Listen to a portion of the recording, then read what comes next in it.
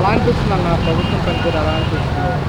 ప్రభుత్వం పనితీరు అంటే ఇక అలాగే ఉందండి పరిపాలన అంతా. అంతకుముందు ఎలా ఉందో ఇప్పుడు అలాగే కనబడుతుంది. నిన్న పిఠాపురం జనసేన పార్టీ ఆవిర్భావ సభలో పవన్ కళ్యాణ్ గారు మాట్లాడుతూ 11 ఏళ్ల జనసేన పార్టీ వైసీపీని 11 సీట్లకి పరిమితం చేస్తుందని వ్యాఖ్యలు చేశారు. అవునా, ఈ వ్యాఖ్యలు ఎలా చూడొచ్చు? అది ఏంటంటే అది జనాలు ఇచ్చినది, అది మనం ఏం చేయలేమన్నా. కాకపోతే ఏంటంటే పరిపాలన అనేది ఇంకా బాగా ఉంటే బాగుంటుంది అన్న. ఇంకా ముందుకు, ఎందుకంటే ఆయన చేయాలని చేస్తున్నాడు కానీ ఇంకా జనాలు చాలా ఉన్న ఇబ్బందులు. అప్పుడు మధ్యతరగతి వాళ్ళు చాలా ఇబ్బంది పడుతున్నారు. వాళ్ళకి ఇంకా ఆలోచించి ఇంకా ఏమైనా చేయగలిగితే బాగుంటుంది.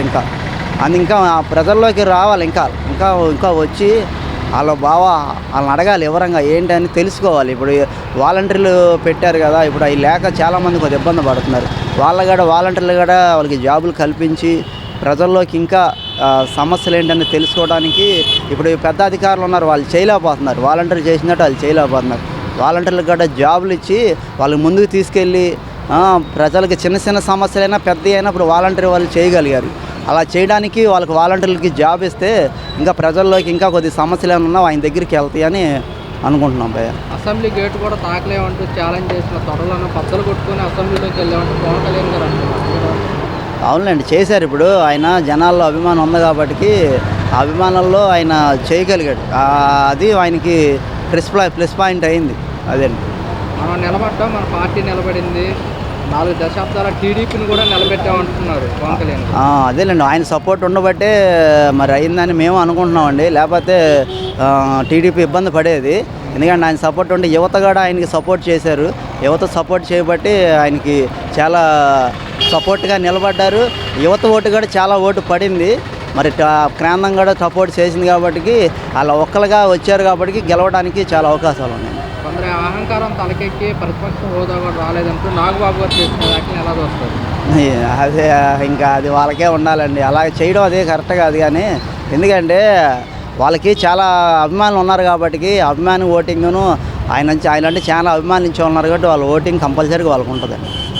కళ్ళు మూసి తెరిచేలోపు 9 నెలలు గడిచిపోయాయి, మిగతా 4 ఏళ్ళు ఎంతసేపు గడిచిపోవటానికి అంటూ కూడా నాగబాబు గారు అంటారు. అది మనం ఏది చెప్పలేమండి. ఎందుకంటే ఈ ప్రజలను బట్టి ఎలా ముందుకు వెళ్తారనేది వాళ్ళకే ఉంటుంది. అది వాళ్ళని దాన్ని బట్టి వాళ్ళకే మనం సార్ అధికారం ఆదాయాన్ని అంతకంటే ఆశయం మరొకటి లేదంటూ నాగబాబు గారు అంటున్నారు. అది ప్రజలే నిర్ణయించాలండి ఎలా ఉంటుందో రాబోయే కాలంలో.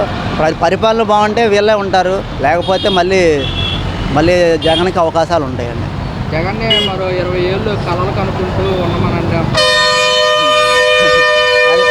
ఇప్పుడు జనాల అభిప్రాయం ఏంటంటే ఎవరు పరిపాలన మంచిగా చేస్తే వాళ్ళనే నిలబెట్టుకుంటారు. వీళ్ళ పరిపాలన బాగుంటే వీళ్ళే ఉంటారు, లేదంటే మళ్ళీ జగన్కి అవకాశం ఉంటుంది. దుర్గేష్ గారు మాట్లాడుతూ వైఎస్ రాజశేఖర రెడ్డి గారు కనుక తండ్రి కనుక లేకపోతే జగన్మోహన్ రెడ్డి కౌన్సిలర్ కూడా కాలేడంటూ కూడా ఏ నోటికి ఏ మాట వస్తే ఆ మాట తొందరగా అనకూడదండి. ఎందుకంటే తర్వాత ఇబ్బంది పడాలి. ఎందుకంటే జనాలు నాడు ఎలా ఉంటుందో ఎవరు చెప్పలేరు.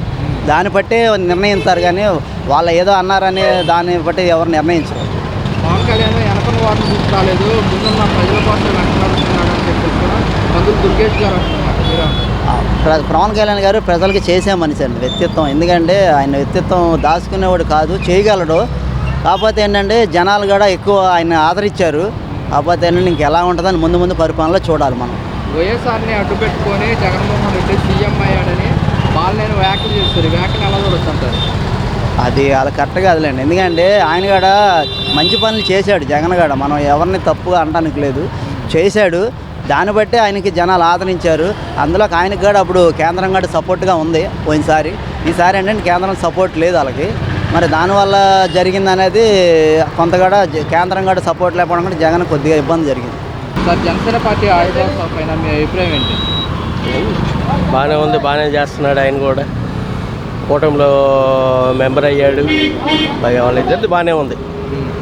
ఆయన కూడా ఒక మాట కట్టుబడి ఉన్నాడు, ఆ మాట ప్రకారం వెళ్తున్నాడు. చాలా బాగుంది. ప్రజలకి 100 స్ట్రైక్ రేట్తో గెలిచారు పవన్ కళ్యాణ్. 100%. నేను ఆ పార్టీ కాదు, అయినా కూడా సపోర్ట్ చేస్తున్నాను. ఎందుకంటే బాగా చేస్తున్నాడు కాబట్టి బాగా మంచిగానే చెప్పుకోవాలి. సరే, సభకి సుమారుగా 12 లక్షల మంది చేరుకునే అవకాశం ఉందని 12 కాదు, ఇంకా పైన వెళ్ళొచ్చు కూడా.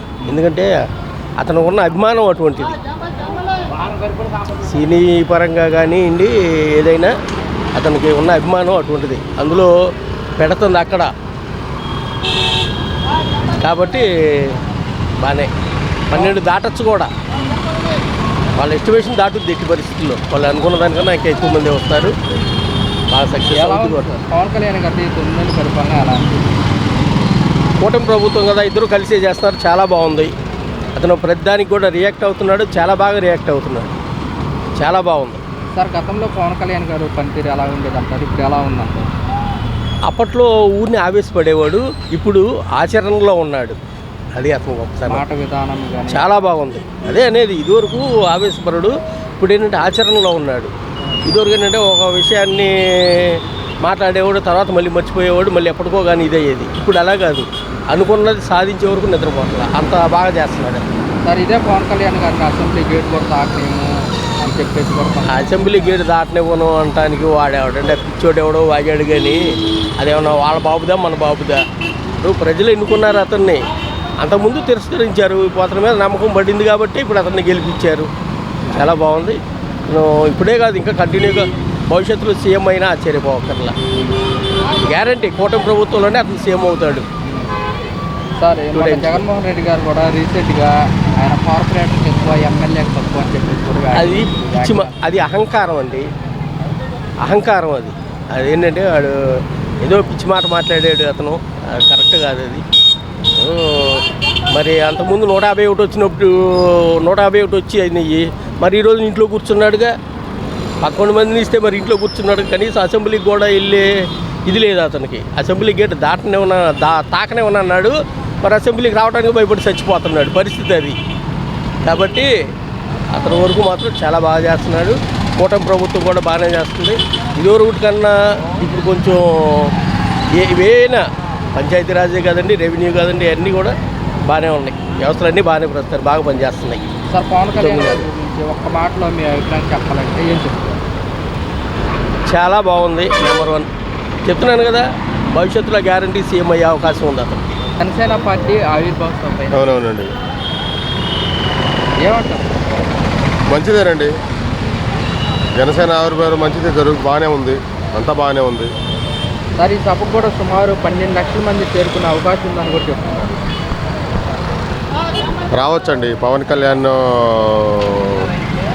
పవర్ అలా ఉంది. వస్తారు కూడా, హాజరవుతారని అనుకుంటున్నామండి. సార్, ఈ రోజుకి పార్టీ స్థాపించి 11 ఏళ్ళు పూర్తయిపోయింది సార్. ఈ 10 ఏళ్ళు కూడా ప్రజల సమస్యల మీద పోరాడే పవన్ కళ్యాణ్ గారు ఈ 2024 ఎన్నికల్లో 100% స్ట్రైక్ రేట్ తెచ్చుకుంది పార్టీ. అవునండి, చాలా మంచి పరిణామం అండి ఇది. ఆయన క్రేజ్ అలా ఉందండి. ఏ పార్టీకి రానంత విడిగా 21 సీట్కి ఎలా చూస్తారు? చాలా మంచిదండి, శుభపరిమాణం అండి. అలాంటి వాళ్ళు ప్రజల కోసం సేవ చేసేవాళ్ళు ఎప్పుడు ప్రజల్లోనే ఉండాలి. నిత్యం ప్రజల కోసమే తప్పిస్తుంటారండి. చాలా మంచి పరిణామం అండి. సార్, పవన్ కళ్యాణ్ గారు అధికారంలోకి రాకముందు మార్తీరు కానీ ఆహార శైలి కానీ ఎలా ఉండేదంటారు? చాలా బాగుందండి.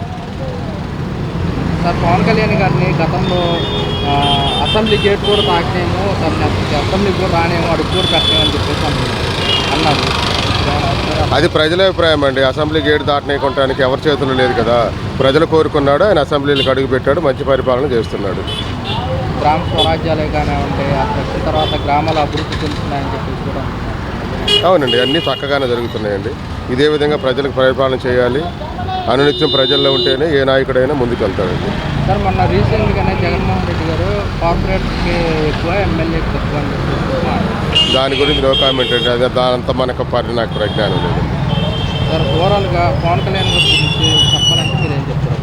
బాగానే ఉందండి, పరిపాలన బాగానే ఉందండి. పథకాలు, పెన్షన్ 18 సంవత్సరాల డబ్బులు కానీ వస్తున్నాయా? ఎలా అనిపిస్తుంది? 18 సంవత్సరాల డబ్బులు ఎక్కడ వస్తున్నాయి? పెన్షన్ బాగానే ఇస్తున్నారు. పెన్షన్ బాగానే ఇస్తున్నారు. గతంలో ఎలా ఉండేది అంటారు పెన్షన్ పనితీరు కానీ? గతంలో కూడా బాగానే ఉండేది. పెన్షన్లు అవి బాగానే ఇచ్చేవారు గతంలో కూడా. ఇప్పుడు అలాగే ఇస్తున్నారు. మరి అలాగే చూసుకుంటే కనుక మహిళలకు సూపర్ సిక్స్ హామీలో ఉచిత గ్యాస్ బండ్లు, ఉచిత బస్సు ప్రయాణము చెప్పారు. ఎలా అనిపిస్తుంది? ఉచిత ఇది రావాలి కదా, ముందు రాలేదు కదా. గ్యాస్ బండ్లు అయితే ఇచ్చారు, బాగానే ఉంది. అమౌంట్ పడ్డాయా మీకు? ఏ అమౌంట్ పడ్డాయి. పడ్డాయా? మరి ఇప్పుడు పెన్షన్ 4000 వస్తుంది, ఎలా అనిపిస్తుంది? బాగుంది అనిపిస్తుంది ప్రభుత్వం. గత ప్రభుత్వం కంటే మెరుగేనంటారా?